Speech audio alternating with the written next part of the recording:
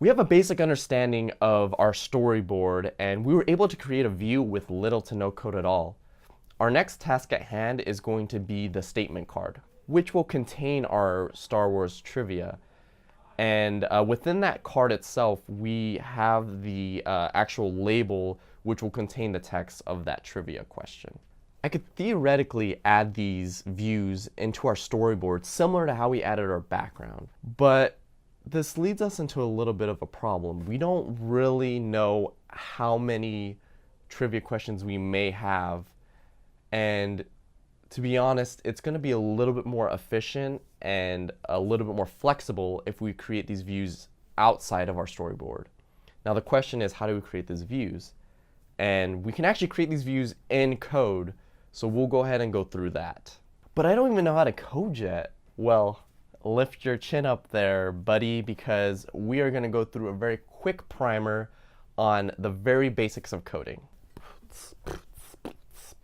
Rather than going through the entire rulebook of coding right off the bat, I figure it would make much more sense to go through the essentials of coding, enough for you to follow along and be able to create this app on your own. This next segment is going to focus on the playground. And we're not going to go out to one of those playgrounds outside. No, we're going to go into something that Apple has created for us known as playgrounds. And what this is it's pretty much a great way to learn Swift and write code and make mistakes and test things out and instantly get results. One other thing, I'm going to be introducing a ton of new and maybe unfamiliar lingo to you guys. When I do that, I'm going to call it a coding buzzword. And that just is something that will help you memorize it a little bit better. Don't worry, you don't have to remember it. We'll provide resources to help you refresh whenever you need to. With that said, let's get started with Swift Playgrounds. Go ahead and open your Xcode up if you haven't already, and we're going to start a new playground.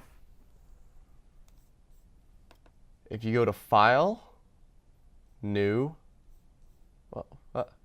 File, New, Playground, and just go ahead and name this anything you want.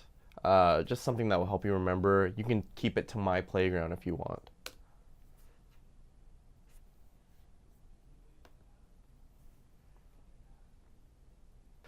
So if you look at the interface, it's fairly simple.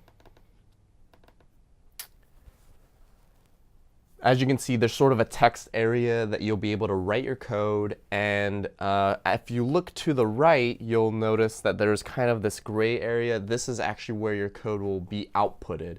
So whatever you put in, you'll see the results to the right. Also, if you click at the top right at this bottom bar right here, you'll notice that it popped a window up at the bottom. And that is going to be your console. And I'll show you how that's useful in a second. You'll notice a few things already written out for you when you create a new playground. You'll see the playground noun, a place where people play. This is what's known as a comment. And a comment is actually not interpreted by your playground nor in any of the Swift code. So if you use this double / at the beginning of the line, that just means Xcode is like, okay, this is just a note. And it's really useful because it lets you be able to write, sort of take notes as you're going through in case you forget exactly what your code is doing. I'll explain in a little bit what the import UI kit is. Just look at the very bottom where it says var str equals hello playground. This right here is a line of Swift code. Think back to your math class when you had to write equations like y equals x plus 5, right? Where x and y were sort of these variable pieces. If your x was a certain value, then your y is going to be a certain value. These are known as variables, and in this case, your str right here is also a variable. Variables are important because they're needed to store certain pieces of data for our app. For example, our trivia statements, our answers, even our current score are variables. In order to store a variable, you start off by writing var, which is short for variable. The following word can be anything that you choose, but of course you probably want it to be related to the information. For example, if you wanted to store the score, you can say var score. When you want to store something, you just use an equal sign, similar to kind of what you learned in math. And in this case, it's storing hello, the term hello playground. This isn't the only way to create a variable. One other way that you can create it, and I'm just going to show it for you now, is the let operator, which is, let me just do this.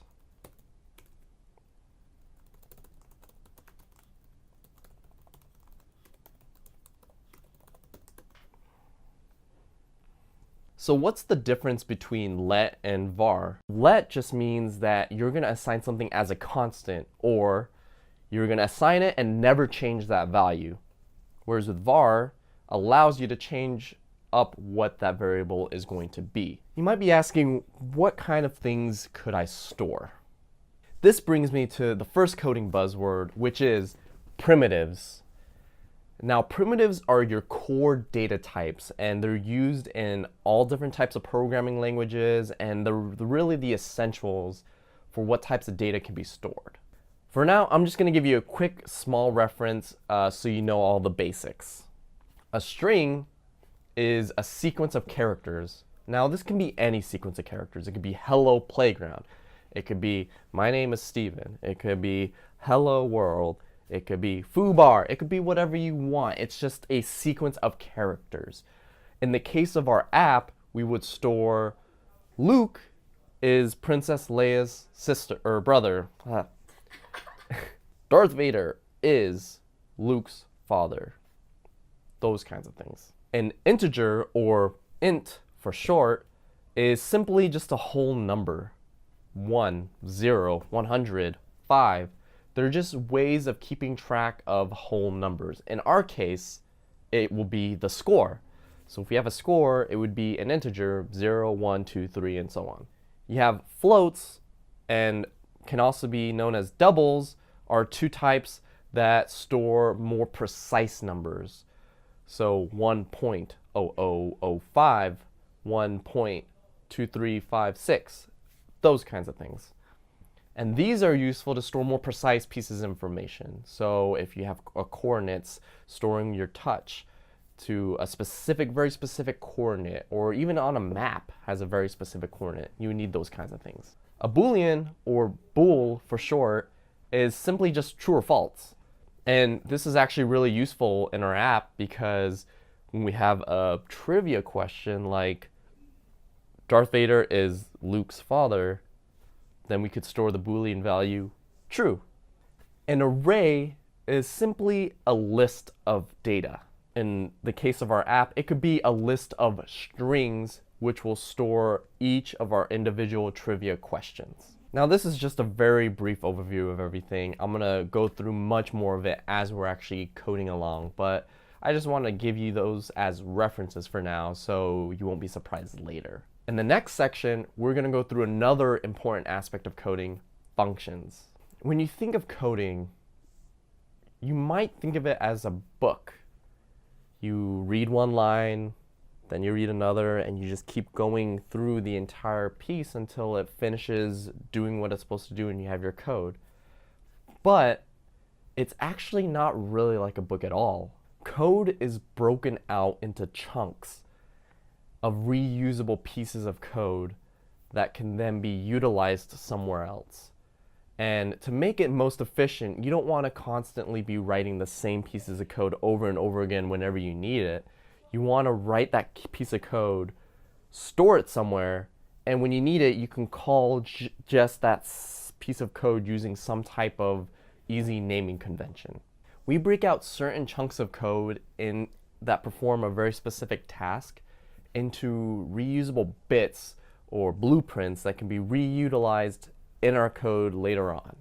Not only does this make our code more readable and easier to manage, but it also makes it easier to write as well. Imagine you had to write 100 lines of code, and whenever you needed to do those specific things, you had to constantly rewrite those over and over again. That would be a huge pain. Functions are self-contained pieces of code that perform a specific task. You give it some type of inputs, and it runs through the code and works it. And with a given name that you provide, you can call that whenever you need to perform that specific task. Let's look at the structure of a function right now.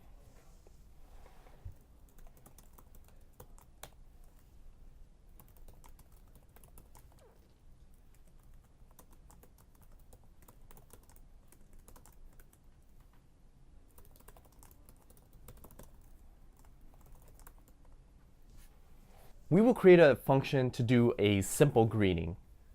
So to create a function, we start off with the keyword func, followed by whatever name seems to suit the purpose of the function. In this case, greet is a suitable name for that.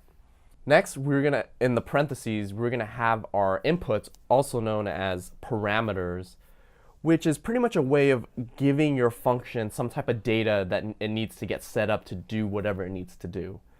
In this case, since we want to have the greeting, we want to greet the person with the name, we want to give the name as an input, which gives it a lot more flexibility when we want to call the function. So if I want to greet different people, I can call the greeting and pass in the name of the person. And you notice in here, after the name, I have to give it the type that is the input. In this case, the name needs to be a string value, which, remember, a string is a set of characters. Now you notice at the end here you have this arrow string. This is essentially our output, which means what's coming back to us is a string as well. In this case, we need to denote that here. And like I said, since this is a chunk of code, we need to tell Xcode what is in this function. And that's done with these curly brackets here and here. So anything in this curly bracket is part of that function. Now you'll also notice the code that's inside our function. We have return, and we have this thing in quotations. Now remember, a string is held in quotation, so this end right here is a string, which is what's required up here. And the return is simply a special keyword that means this is what I'm outputting back to you from the function. So you'll notice that name here is enclosed in a parentheses with this backslash. And pretty much what that just means is instead of returning greetings name, we're actually getting the value from that name variable. So if it was Stephen, it would be greetings Stephen or greetings Allie. So to use the function, all we have to do is simply say var greetings equals greet. And as you can tell, if I start typing it out and it pops up, you'll notice that it's auto-completing it for me, meaning Xcode knows what's going on. So I can go ahead and type in Monk, just use my name. And if I just do this print greetings, we'll notice that. How will we use this function? Well, to use it, we can simply create our variable here, var greetings. So you remember how we created our variable. And remember that our function is returning or outputting a string type. Because of that, I can simply call greet followed by the name of who I want to greet. In this case, I'm passing in my name, Monk. And down here, I'm saying print greetings. Now, we didn't talk a little bit about this print statement, so I'll go ahead and talk about that real quick. By calling this print function, we're able to see what the value of our variable is. In this case, for the greetings variable, we have the output greetings Monk as a string, which is being printed below. So print is very useful in your code. It's a very fundamental form of being able to debug or understand what your code is doing, because as you start creating a lot of things, it may be really hard to keep track of every single variable. So it's really useful just to see certain values. This function right here is pretty trivial, but you can see how powerful this concept is. If you need to do much more complex things like logging a user in or even very complex calculations, you can see that having a function broken out to do these kinds of things will be very useful for your coding later on. Another key concept of programming is known as classes, and we'll take a look at that next. Let's say you want to create a robot in code. Now for me personally, I need my robot to do one very key task, which is to get me my morning coffee. But another really useful task would be to get your mail. Maybe your robot can clean your room.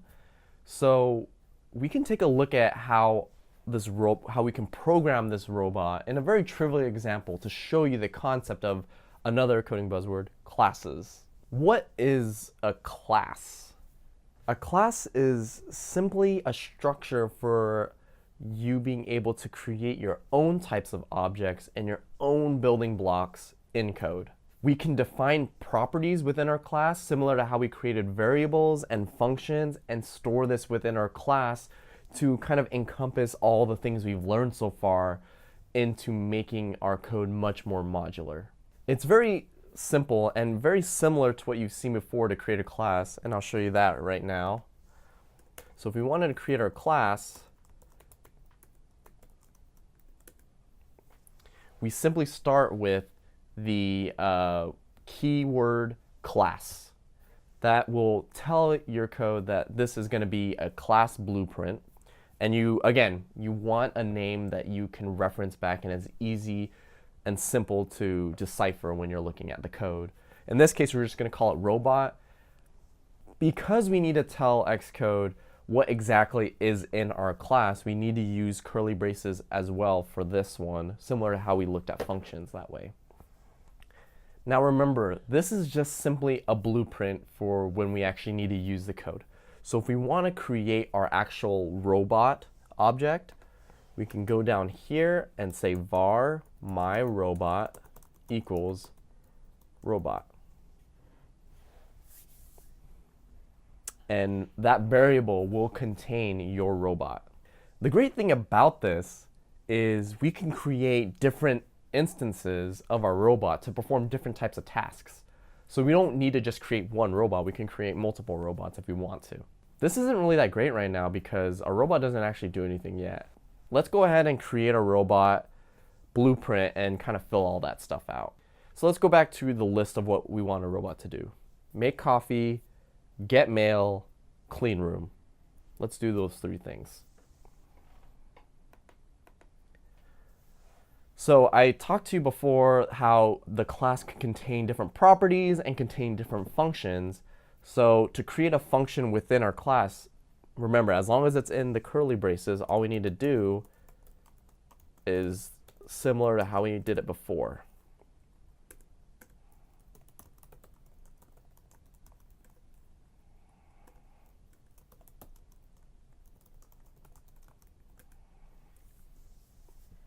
So I just created three functions called make coffee, clean room, and get mail.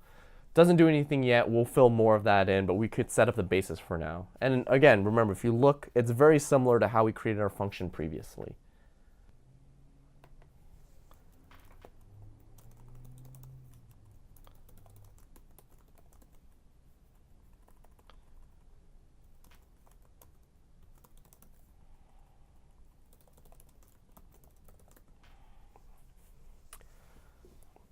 So you'll notice that I'm giving specific return values for make coffee and get mail because, you know, if your robot's going to make the coffee, it's going to bring you back some coffee.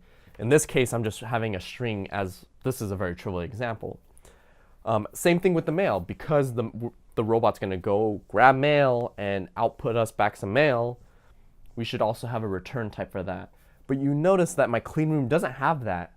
You notice that here we have the return values expressed here and here, but there's nothing here, and that's okay. Functions don't always have to return something. It could just do something specific. In our case, we don't want a robot to like physically give us back a room. We can just take the robot's word that they clean the room.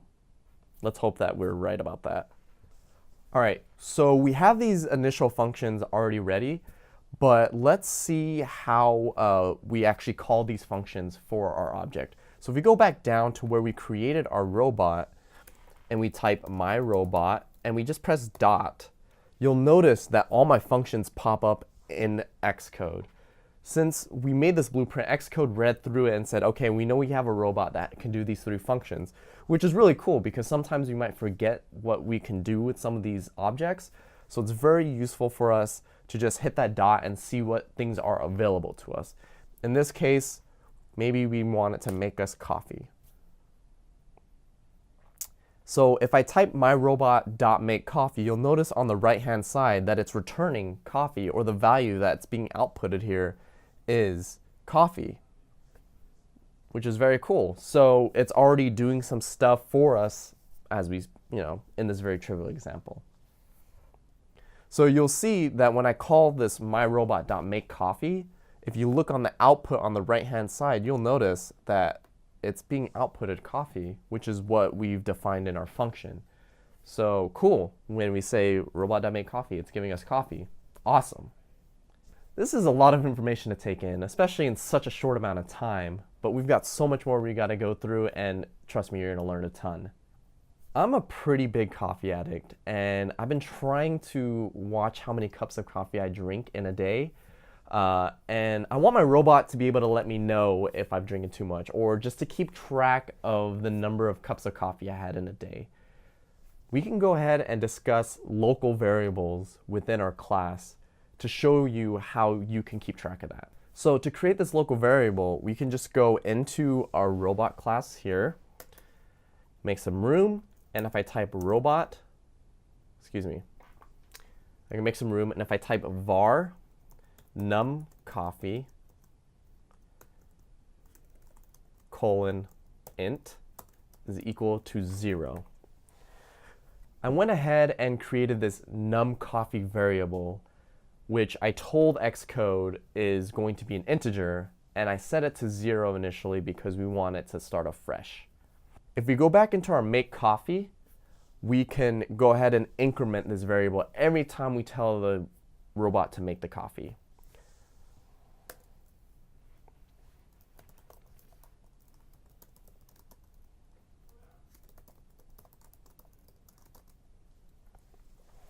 You'll see something new here. I'm using this keyword self dot, and self is pretty much what it sounds like. You're just referring to the robot itself.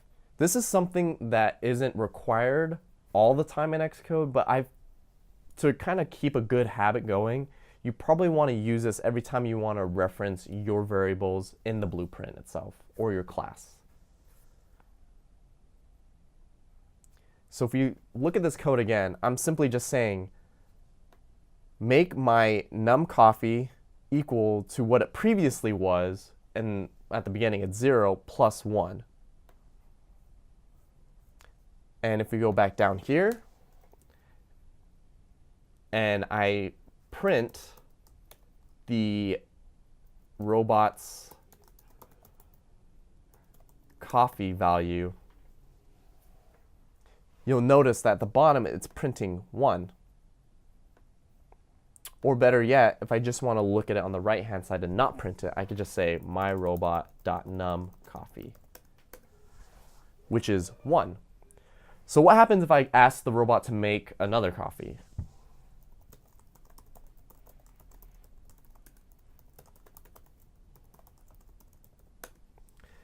Now if you'll look, it shows that when we make the coffee, we get another coffee value right here.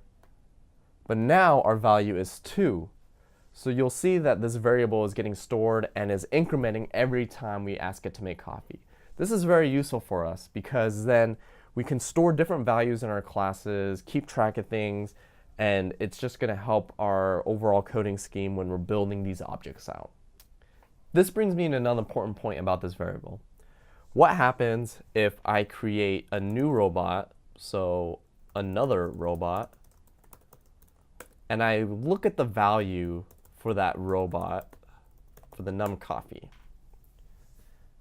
You'll notice that the value is 0. Now that's because when we store the variable in our class, when we create a new object, it's resetting the values based on what's initialized in our blueprint up here. So every time we create a new robot, it's going to start with the number of coffee to be 0. This is just an important note to know that these variables aren't everlasting in each thing and only contained within our object. I want my robot to tell me how many cups of coffee I had when he makes me the coffee. So I can go back into the make coffee here, and I can say, here is your coffee. You have had coffee cups today. So again, I'm using that same string denotation right here so that it actually adds the value into my string. And if you go back down here and we open this up a little bit, you'll notice that it says, here's your coffee, you've had 1 cup today. Here's your coffee, you had 2 cups today. So this is a great way we can store the values and reuse them in certain parts of our code. Alright, let's add even more to our coffee function because, let's face it, that's the most important function. Am I right? Sorry. I want my robot to make me specific types of coffee. So I want to be able to give it a different type of coffee anytime I feel like something different. So if I want a latte versus a cappuccino versus, an iced coffee, I can specify that to my robot. So remember, back in our function, there's one way we can add inputs, right? Or parameters, coding buzzword. We can go into our function and type coffee name here.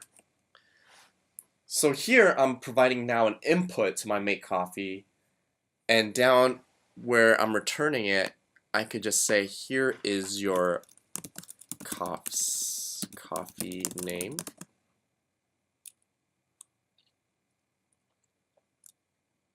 Okay. Here's something that you'll notice. In the return, I'm adding the coffee name, but I'm not saying self.coffeename. Whereas with the num coffee, I said self.numCoffee. Why is that? Remember, the num coffee is a local variable to our object, which means we have to use self. However, this coffee name is only a parameter from our function. Therefore, you don't need to call that self. If we go back down here in our console, you'll notice that it crashes, or you'll see all this like weird jargon at the bottom. That's because there's an error in our code. The error now is when we go back to where we're calling the make coffee function, we're not passing anything in, so it's screaming at us saying, hey, you told me that you're supposed to give me a coffee name, I don't have a coffee name, so I'm gonna crash. So let's go ahead and get rid of just all this code right here. And if I go back to the make coffee now,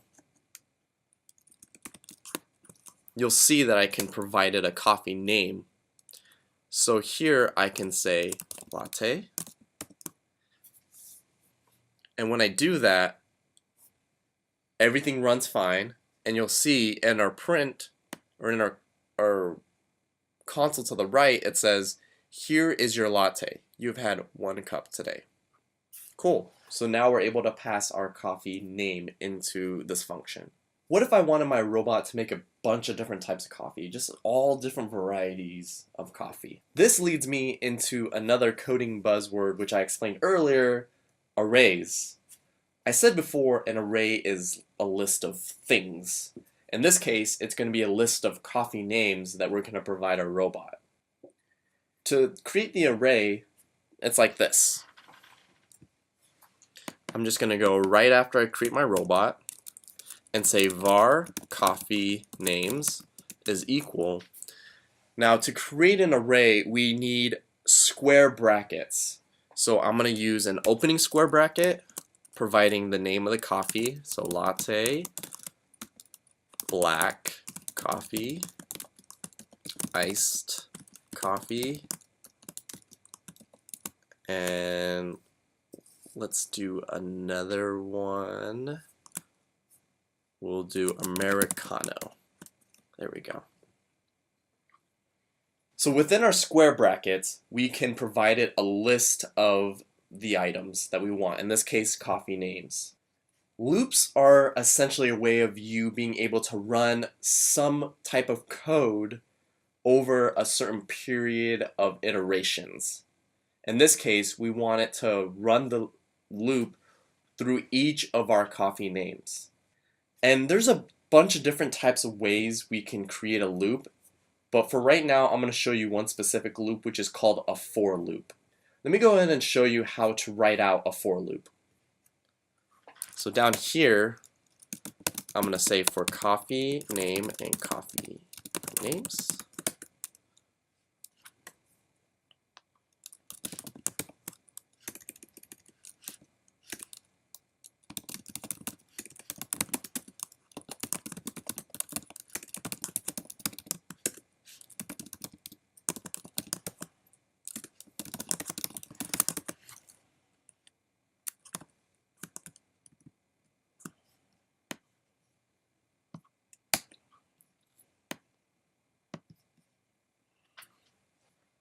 So to create a for loop, you just start with for, and this will be the variable name that will go through after each iteration. So in this case, I could say coffee name in coffee names. So all that I'm doing here is saying for each of the coffee names in my array, do something. And if you look inside right here, we have also curly brackets outside here and right here to denote kind of where we're doing this loop. And in here I'm saying let response, which again is creating a variable, and in this case it's creating a variable I can't change, which we don't want to change this anyways. MyRobot.makeCoffee, and then I'm providing that variable back into that function. And then after I print it and you look down here, you'll notice that it's printing it out 4 different times. Because I have 4 different items up here, it's going through each item and then running that specific code. So it's running it 4 times. So if I go back in here, you'll notice latte is the first item. So it goes and makes it, and you'll notice the first item is here is your latte, you've had 1 cup. And if I go and run it again, same thing, black coffee, iced coffee, Americano. So it runs it 4 times. So loops are really useful for going through lists of items and being able to perform specific actions for those items. This is just the tip of the iceberg for loops, but we'll go through much more of this in a later section. Let's start with a hot dog.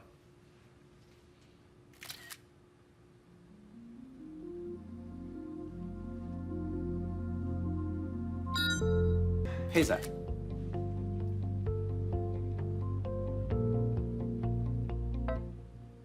Not hot dog? Eh? That's it? It only does hot dogs?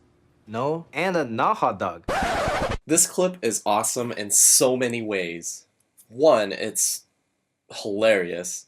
And another, it actually kind of talks a little bit about another structure and coding that's very useful, known as conditionals. Say you want to run a piece of your code, but only if something happens. And if it doesn't happen, you want to run a different piece of code. This is the exact definition of conditionals. And here is a very pseudo, not real code structure of how it is.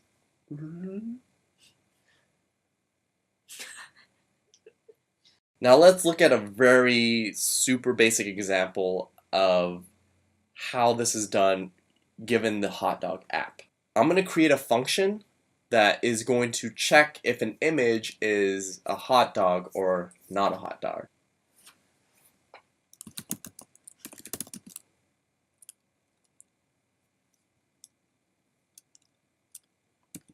So I'm going to call this function isHotDog, and I'm going to ask for an image that is, in this case, a string. So it's not going to be a real image, of course. But say, for example, we've got all the image data passed down and it gives us this string. So in here, I'm just going to say if image is equal to a hot dog, return is hot dog, else return not hot dog. And remember, we have to return it as a string, so we're providing a string back as a return value. So now if I want to use this function, I could just say var my image is equal to hot dog, and make sure to put it in quotations, and I could say is hot dog my image. And if we look at the value that's returned, you'll notice it says is hot dog. Well, what if my image now is of a pizza? And I run the code again.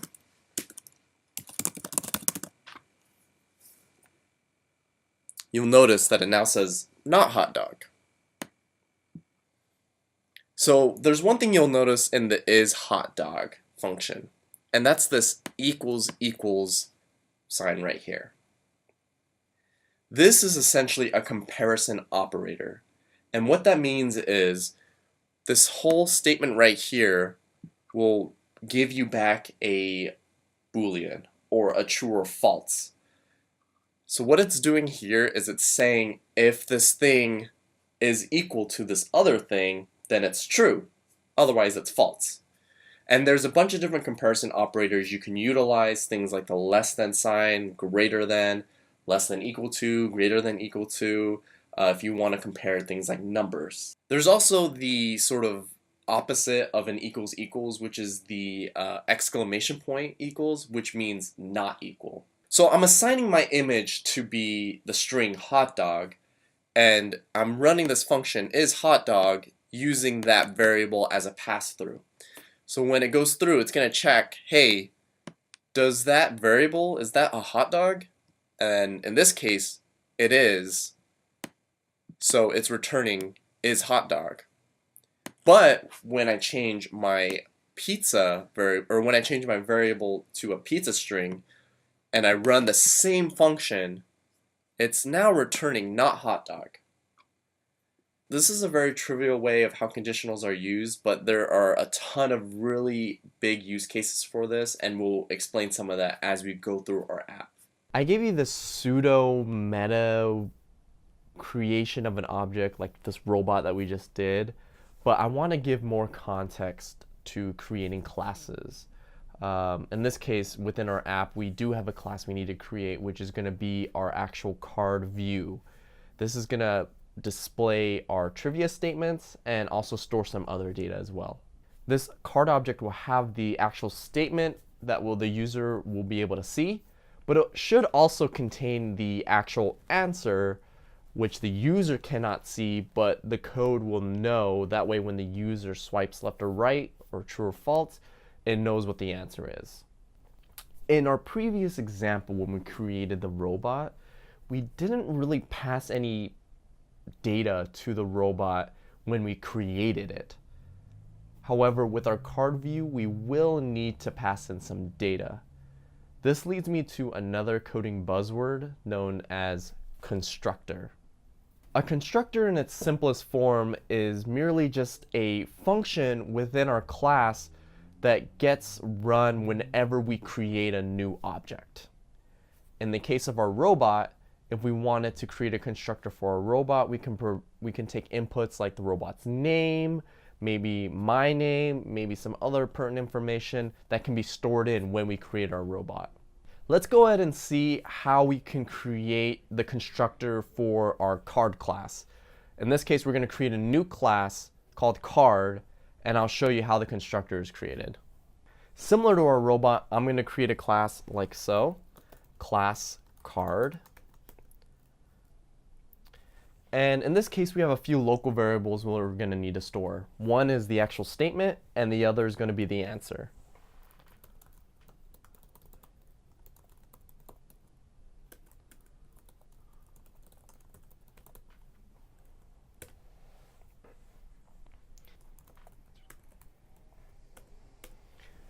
So here I'm creating a card with two variables defined so far. One is the statement, and that's just going to be a string. The other is the answer, and that is going to be a Boolean value because it's either only true or false. If I pull up this window to the left here, when I click here, you'll notice that I get an error and it says class card has no initializers. So for our card object, we're just going to create our initializer here, and the initializer is essentially going to set both the statement and the answer variable so that there is some type of value. To initialize our instructor, there's a special keyword for our initializer, and it's simply init. Now we want to make sure that our init function has all the inputs that are needed to set all the variables in our objects up. In this case, we have two, statement and answer.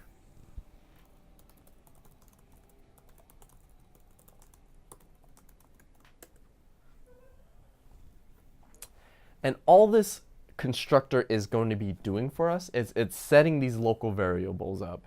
Now remember, the two variables at the top are currently, they don't have anything, but we need to make sure that they do have something. So in this case, it's taking two parameters that we're going to pass in when we create our card, and we just need to set those. So we can do that like this.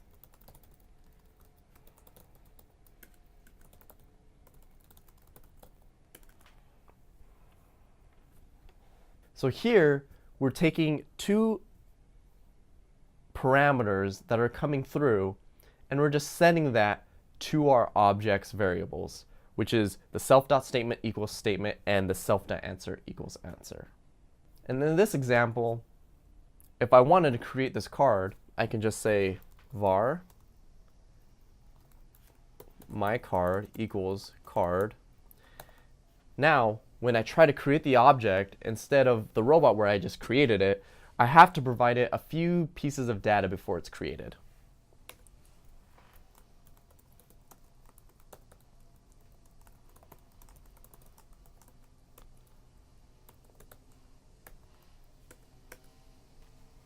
Now, I created this card object, and it's storing the statement, in this case, Darth Vader is Luke's father, and the answer, which is true.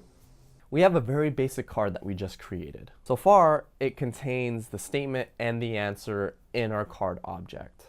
But if you think about the properties of a card, there's just so much more than just those two things.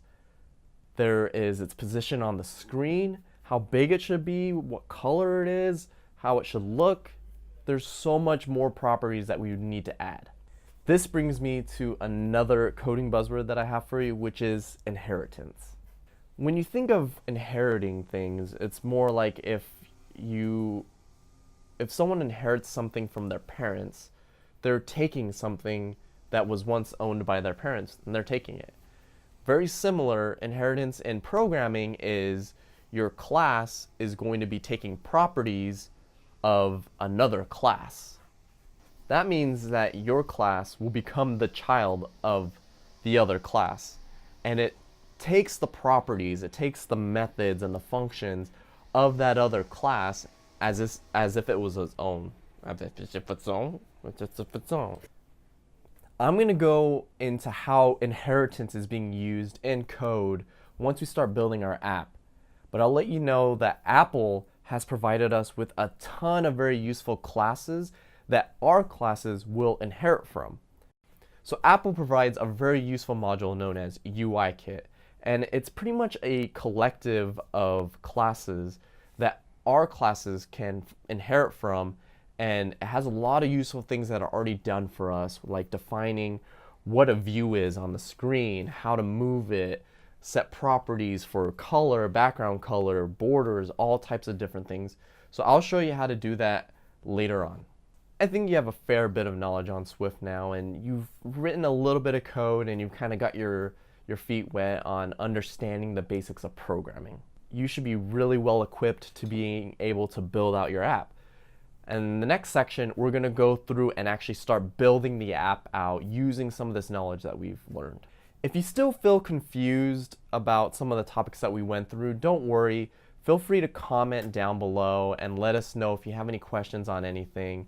And also look through the resources that we'll provide for you. We have a ton of great stuff in our resources page, so you can check that out as well.